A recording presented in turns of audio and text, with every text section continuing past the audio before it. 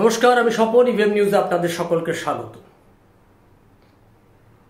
এখন আপনাদেরকে একটা ভিডিও দেখাবো। এই ভিডিওতে যে মুসলিম মৌলবী তাদের ধর্মীয় জলসায় যে ধরনের কথা বলছে, এগুলো আমরা সাধারণত বাংলাদেশের এই ইউটিউব চ্যানেলগুলোতে ওখানকার মুসলিম মৌলবীরা এই ধরনের ঘৃণা ছড়ায়। খোদ পশ্চিমবাংলাতে বসে একজন মুসলিম মৌলবী এই ধরনের ঘৃণা ছড়াচ্ছেন, তারপরেও সরকার নিশ্চুপ, নির্বাচন কমিশন নিশ্চুপ, এ রাজ্যের প্রতিবাদী যারা সেকুলার কথা বলেন, সেকুলারিজমের কথা বলেন, তারা নিশ্চুপ, মুসলিম সম্প্রদায়ের মানুষ তারাও নিশ্চুপ। অর্থাৎ এখানে ঘৃণা ছড়ানো যাবে, মুসলিমদের পক্ষ থেকে ঘৃণা ছড়ানো যাবে, ধর্মীয় ঘৃণা ছড়ানো যায়, সেটা কিন্তু সঠিক, তার বিরুদ্ধে কেউ কিছু বলবে না। কিন্তু আপনি যদি এই ব্যাপারে বিরোধিতা করেন তাহলে আপনি হয়ে যাবেন সাম্প্রদায়িক।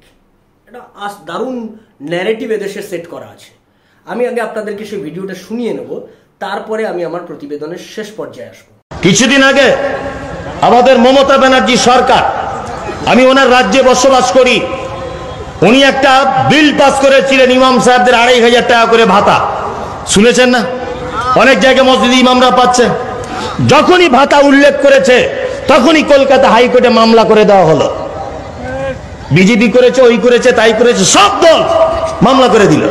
বলছে কেন মুসলমান ইমাম সাহেবরা শুধু পাবে, হিন্দু কেন পাবে না? তা তোমার বাপের টাকা আছে, তুমি পাবে? হ্যাঁ, তোমার বাপের কিছু আছে সারা ভারতবর্ষে, তা তোমরা পাবে? সারা ভারতবর্ষ তো মুসলমানদের, তোমার আছে কি? তুমি ভাতা যে দাবি করছো, আছো কি তোমার? আমি সেদিন থেকে বইটাই পড়া স্টাডি করলাম। আপনারা দুয়াতে প্রচুর পড়াশুনো করি, স্টাডি করি, জানি না আল্লাহ কতটা জ্ঞান বুদ্ধি আরো আগামী দিনে দেবে, এটা আমার জানা নেই। প্রচুর পড়াশুনো করি, তা পড়াশুনো করার ফাঁকে আমি যা বুঝতে পারলাম, অবাক হয়ে গেলাম যে মমতা ব্যানার্জি ইমাম সাহেবদের ভাতা চালু করলো আর কেস করে দিল কোর্টে। আমি মমতা ব্যানার্জিকে অসংখ্য ধন্যবাদ জানাই, তিনি কথা বলেছিলেন, তোর ডাক শুনে যদি কেউ না আসে একলা চলো রে।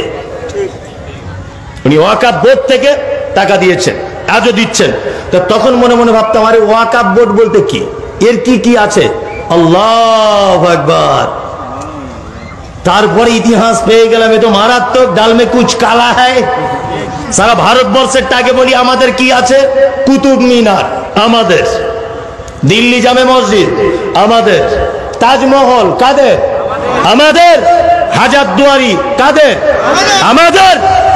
ওই আপনার হুগলি নদীর পাড়ে আছে ইমামবাড়া কাদের? আমাদের। লালকেল্লা কাদের? আমাদের। সারা ভারতবর্ষের যত ঐতিহ্যবাহী জিনিস আছে সবই তো মুসলমানদের। তোমার বাপের কি আছে একবার দেখাও, একটা কথা তুমি বলে দেখাও যে আমাদের এইটা আছে।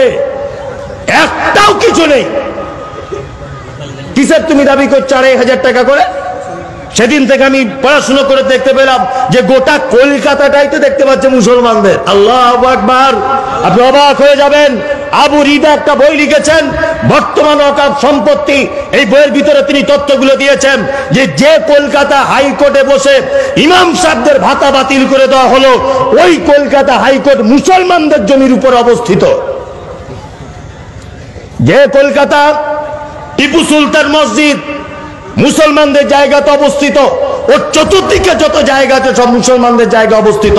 শুধু এই নয়, দিদি বর্তমানে যেখানে থাকছেন নবান্ন, দ্বিতীয় হুগলি সেতুর পাশে, ইতিহাস বলছে, মোবাইল এখনই সার্চ করুন, ওই জায়গাটা ওয়াকফ বোর্ডের উপর অবস্থিত।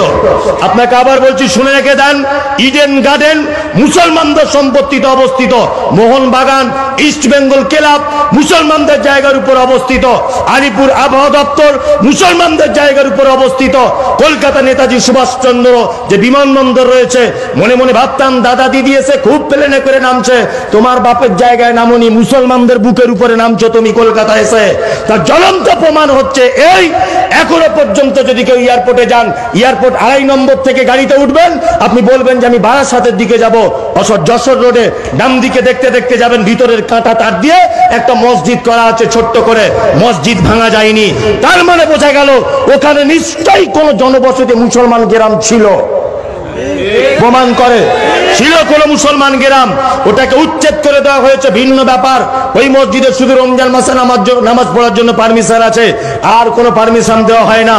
মুসলমানদের জমির উপরে অবস্থিত, তার নাম দমদম এয়ারপোর্ট। আপনি আরো কত নেবেন?